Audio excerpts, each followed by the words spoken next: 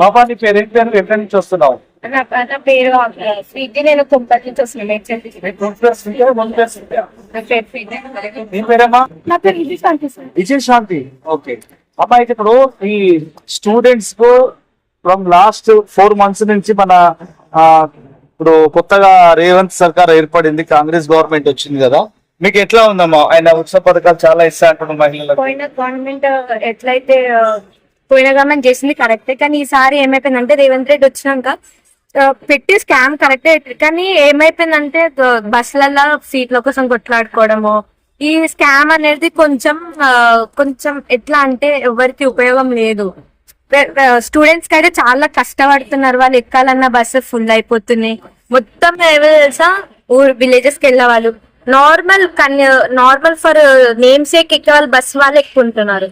మాకు ప్లేస్ ఉండట్లేదు, ఎక్కుదామన్నా కూడా బస్సెస్ కి టైం కి రావు. సో ఈ ఫ్రీ బస్ అనేది టోటల్ గా ఫెయిల్ అయిపోయింది, ఇబ్బంది పడుతున్నారు చాలా, మీరు చాలా ఇబ్బంది పడుతున్నారు. మాకు అనేది మాకు తీసేయాలని మాకు అనిపిస్తుంది.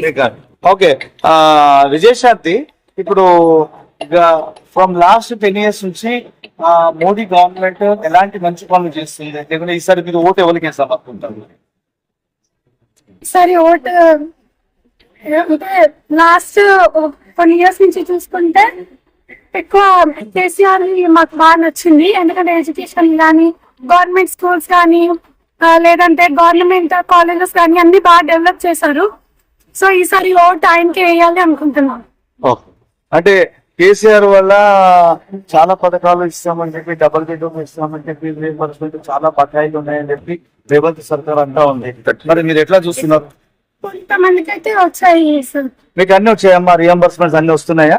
రీఎంబర్స్మెంట్ అయితే వస్తున్నాయి. డబుల్ బెడ్రూమ్ అంటే ఇంకా కొంచెం చాలా మట్టుకు వచ్చినాయి. ఈ రేవంత్ రెడ్డి వచ్చినాక 6 గ్యారెంటీస్ అన్న 6 గ్యారెంటీలా ఏమంటారు, గ్యాస్ రాలేదు, కొంతమంది 2500 అన్నారు మహిళలకి, అవి రాలేదు. అవి ఎప్పుడు వేస్తారు?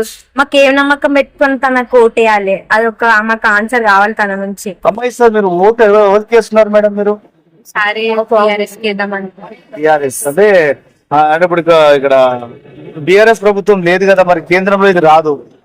కేంద్రంలో ఇప్పుడు మనకు సార్వత్రిక ఎన్నికలు జరుగుతున్నాయి, ఎంపీ ఎలక్షన్లు. అంటే ప్రధాన మంత్రిని ఎన్నుకుంటారు కదా ఈ దేశానికి. మరి మోడీ గారు చాలా 10 సంవత్సరాలు అనేక అభివృద్ధి కార్యక్రమాలు చేస్తున్నారు కదా, మరి మీరేమంటారు? ఎట్లా చూస్తారు? నాకైతే మోదీ అయితే ఇక్కడైతే ఏం చేయలేదు తెలంగాణలో. సో చేస్తారని నమ్మకంతో ఓటు అయితే మేము అనుకుంటున్నాం. మాకేందంటే తెలంగాణలో బీఆర్ఎస్ వస్తే బాగుంటది. అంటే సెంట్రల్ లో ఏమన్నా మాకు అంటూ ఒక సహాయం, మా పేద ప్రజలకి, మా స్టూడెంట్స్ కి ఏమైనా ఎడ్యుకేషన్ లో హెల్ప్ చేస్తారని మేము. కేంద్ర ఎన్నికలు జరుగుతుంది గట్టిగా తెలంగాణ మరియు దేశవ్యాప్తంగా. అయితే ఈసారి ప్రధానమంత్రి ఎవరు కావాలని కోరుకుంటున్నారు? అంటే బీజేపీగా వేస్తున్నారా, కాంగ్రెస్ కి వేస్తున్నారు? ఎవరికి వేస్తారు? బీజేపీ బాగుందా? సెంటర్ లో ఉంటే బీజేపీ బాగుంది. సో రాహుల్ ఏమంటున్నారంటే బీజేపీకి ఓట్ చేస్తారు, బీజేపీ చాలా బాగా పనిచేస్తుంది, మోడీ గారి నాయకత్వం మరొకసారి ఈ దేశానికి అవసరం అంటున్నారు. కెమెరామన్ నరేందర్ తో reporter voice of Telangana, Narasimha, second.